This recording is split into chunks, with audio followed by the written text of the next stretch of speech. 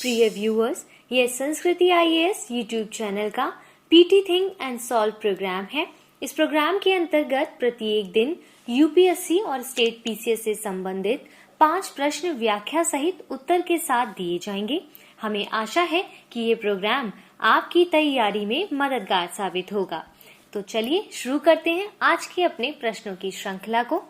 पहला प्रश्न है, डोवरा चांठी पुल के संदर्भ में निम्नलिखित कथनों पर विचार कीजिए। पहला, यह उत्तराखंड के टिहरी गढ़वाल जिले में अवस्थित है। दूसरा, यह भारत का दूसरा सबसे बड़ा सिंगल लेन पुल है। तीसरा, इसके निर्माण से टिहरी और प्रतापनगर के बीच यात्रा के समय में कमी आएगी।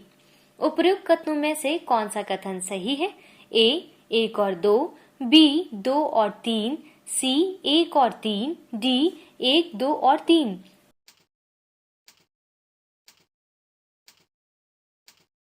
इसका सही उत्तर है ऑप्शन सी, यानी हाल ही में उत्तराखंड के मुख्यमंत्री द्वारा टिहरी गढ़वाल जिले में टिहरी झील पर अवस्थित डोवरा चांठी पुल का उद्घाटन किया गया है। अतः कथन 1 सही है। यह पुल 725 मीटर लंबा है और भारत का सबसे बड़ा सिंगल लेन पुल है। अतः कथन 2 गलत है। इस पुल के निर्माण से टिहरी और प्रतापनगर के बीच यात्रा के समय में लगभग 1.5 से 5 घंटे की कटौती होने का अनुमान है। अतः कथन 3 सही है। चूंकि कथन 1 और कथन 3 सही है और कथन 2 गलत है, इस प्रकार से ऑप्शन सी इसका सही उत्तर होगा। बढ़ते हैं आज के दूसरे प्रश्न की ओर। कैरेट बांग्लादेश 2020 के संबंध में निम्नलिखित कथनों पर विचार कीजिए।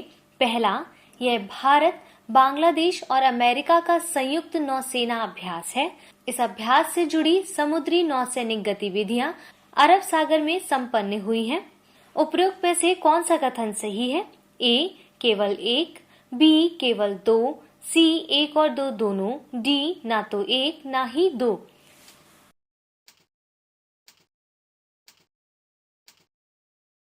इसका सही उत्तर है ऑप्शन डी, यानी कैरेट या कोऑपरेशन अफ्लोट रेडीनेस एवं ट्रेनिंग बांग्लादेश 2020 बांग्लादेश तथा अमेरिका की नौसेनाओं के मध्य संयुक्त नौसेना अभ्यास है। यह दोनों देशों के मध्य इस तरह का प्रथम नौसैनिक अभ्यास है। इसमें भारत ने भाग नहीं लिया था। अतः कथन 1 गलत है। इस अभ्यास से जुड़ी समुद्री गतिविधियां बांग्लादेश और संयुक्त अमेरिका के समुद्री जहाजों द्वारा बंगाल की खाड़ी में संपन्न हुई है। अतः कथन 2 भी गलत है। इस प्रकार ऑप्शन डी इसका सही उत्तर है। बढ़ते हैं अपने तीसरे प्रश्न की ओर। निम्नलिखित कथनों पर विचार कीजिए। पहला, दक्षिण पूर्वी राजस्थान स्थित बूंदी नामक क्षेत्र मध्यकाल में हाड़ा राजपूत शासकों की राजधानी थी। दूसरा, हाल ही में पर्यटन मंत्रालय के देखो अपना देश पहल के अंतर्गत बूंदी एक विस्मृत राजपूत राजधानी का स्थापत्य विरासत शीर्षक से वेबिनार श्रृंखला का आयोजन किया गया है। तीसरा, बूंदी को सीढ़ीदार बावड़ी के शहर, ब्लू सिटी और छोटी काशी के नाम से जाना जाता है। उपरोक्त में से कौन सा कथन सही है? ए 2 और 3, बी 1 और 2, सी 1, 2 और 3, डी केवल 3।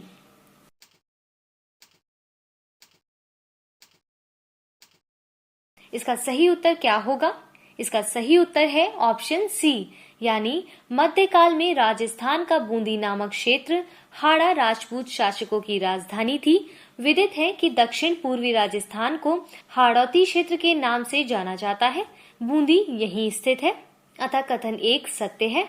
पर्यटन मंत्रालय के देखो अपना देश के अंतर्गत Bundi architectural heritage of a forgotten Rajput capital शीर्षक से वेबिनार श्रृंखला का आयोजन किया गया है, जो बूंदी पर केंद्रित है। अतः कथन 2 सत्य है। बूंदी को सीढ़ीदार बावड़ी के शहर, ब्लू सिटी और छोटी काशी के रूप में भी जाना जाता है। अतः कथन 3 भी सत्य है। इस प्रकार ऑप्शन सी इसका सही उत्तर है। देखते हैं आज के अपने चौथे प्रश्न को। गैर बैंकिंग वित्तीय कंपनी सूक्ष्म वित्त संस्थानों से संबंधित निम्नलिखित कथनों पर विचार कीजिए। पहला, MFIS कंपनी अधिनियम 1956 की धारा 25 के तहत लाइसेंस प्राप्त गैर बैंकिंग वित्तीय कंपनियां हैं जिनमें धन जमा करने की सुविधा उपलब्ध नहीं है। दूसरा, इनकी कुल संपत्ति में से 85% अहरक संपत्ति के रूप में होनी चाहिए। तीसरा, NBFC MFIS के लिए ये राशि 2 करोड़ रुपए निर्धारित की गई है। उपयुक्त में से कौन सा कथन सही है?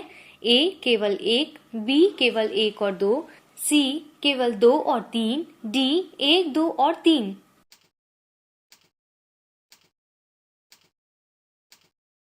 इसका सही उत्तर है ऑप्शन सी, यानी हाल ही में कुछ सूक्ष्म वित्त संस्थानों के लघु वित्तीय बैंकों के रूप में परिवर्तित हो जाने से समग्र सूक्ष्म वित्त क्षेत्र में सूक्ष्म वित्त संस्थानों की भागीदारी लगभग 30% तक रह गई है।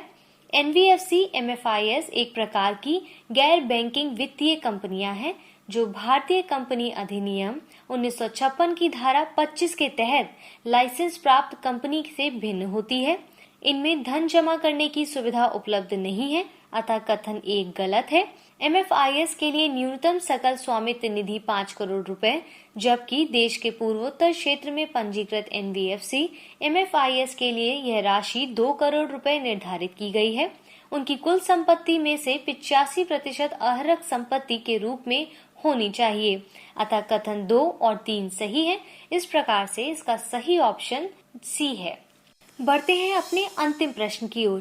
पृथ्वी निगरानी उपग्रह के संदर्भ में निम्नलिखित कथनों पर विचार कीजिए। A, यह इसरो का रीसेट 2BR1 के प्रक्षेपण के बाद पहला मिशन है। B, यह एक रडार इमेजिंग सैटेलाइट है जो सभी परिस्थितियों में उच्च गुणवत्ता वाले चित्र प्रदान कर सकता है। उपरोक्त में से कौन सा कथन सही है? A केवल 1, B केवल 2, C 1 और 2 दोनों, D ना तो 1 ना ही 2।